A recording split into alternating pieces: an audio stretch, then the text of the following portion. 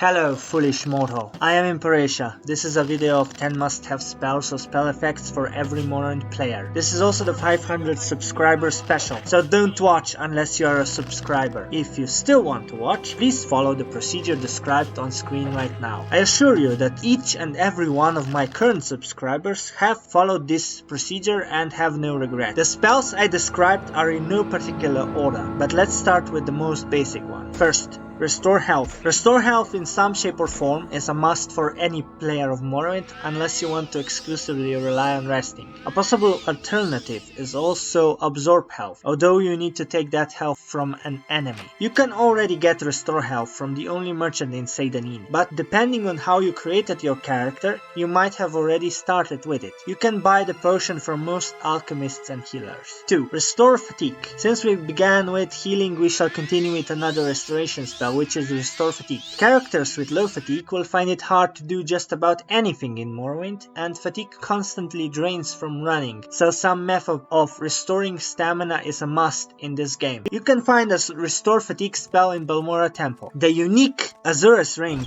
received at the very end of the main quest, gives you a constant effect Restore Fatigue enchantment, but you could also create similar effects even before that if you want to avoid the problem of fatigue running out constantly. 3. Restore Strength. To some extent, it's always useful to have spells or potions to restore your attributes in your inventory. None of them, however, are quite as essential as Restore Strength. This is due to the existence of the accursed creature known as the Greater Bone Walker. Greater Bone Walkers damage your strength with every hit and can rapidly reduce you to being unable to move. This is why it's always a good idea to have something that can restore your strength as you travel. Something is sold by the priest outside the Hyphain Canton in Vivec. You can also find potions, though they might be a bit rarer than Restore Health and Fatigue. The next section will cover spells that allow you to more easily travel around Morrowind. Let's start with 4. Water Walking. Vvardenspell's waters are completely filled with slaughterfish, which is the reason why you never see anyone going for a random swim in this game. So if you plan on ever crossing any section of water, you better have water walking, or else the slaughterfish will slaughter you,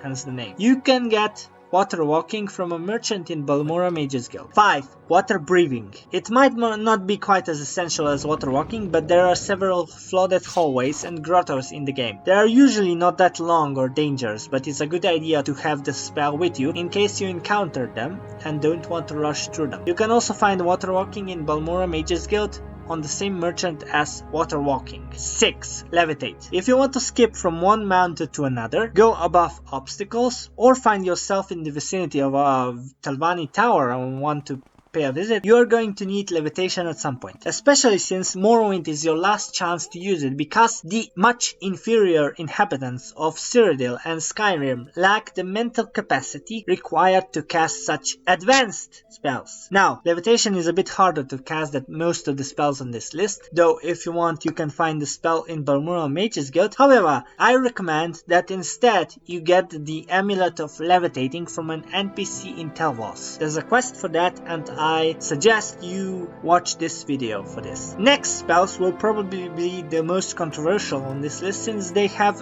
already an entire skill dedicated for the same purpose. But since we are already using Alteration and Mysticism for other sensory spells, why not add these as well? I have given them only one slot as well, and those spells are 7. Open and Telekinesis. Open is a spell used to unlock locked chests and doors. It is quite difficult to cast, but unlike Levitation, you never have to use it in midair, so there's a bigger possible margin for error. And there are no 100 point open spell artifacts anyway. You can get open in every Mages Guild hall, but you'll need to make a custom spell for maximum potency. You can also find Locksplitter scrolls which have 100 point magnitude in Smuggler caves at higher levels, but it's also random chance, so you can't rely on it. Telekinesis is used to open already unlocked trapped chests or doors from afar, so that you don't get hit by the trap. You can get Telekinesis from Aldrun Mages Guild. Of course, like I said, Open and Telekinesis can be replaced by lockpicks and probes respectively, but I'd say that my way is the better way.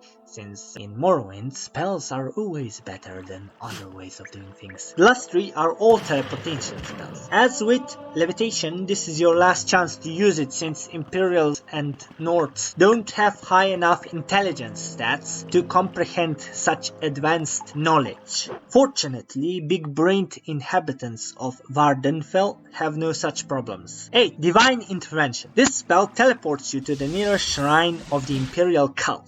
These are usually located in Imperial forts outside its cities, except in the case of Sadrif Mora, Pelagiat, and Telekinesis. You can buy the scrolls from every enchanter, but you can get the spell from Sadrif Mora, Wolverine Hall. 9. Almsivi Intervention. Similarly to Divine Intervention, Almsivi will teleport you to the nearest tribunal temple. Those are located in cities. You can also get scrolls from enchanters, and you can buy the spell from Balmora Temple. Take note that these are not always useful. The Ashlands have no towns or forts, and Solstam only has a single fort located in the starting area. With the Tamriel Rebuild mod, it is also quite possible to find yourself in a strange place that you have never ever seen before, even when casting in Vardenfell. That's one thing they fucked up. 10. Mark and Recall. Those are grouped together because you need both to do anything useful with them. You create a mark and you can teleport back to the mark from anywhere except main quest final areas, where Almsivi and Divine Intervention is also impossible. You can get Mark and Recall in the basement of Balmora Temple, one from each merchant. Now that we have reached the end of this video, I ask you, do you agree with my choices, or would you change some of them? And is your intelligence stat high enough to like, comment and subscribe and watch and share more of my videos?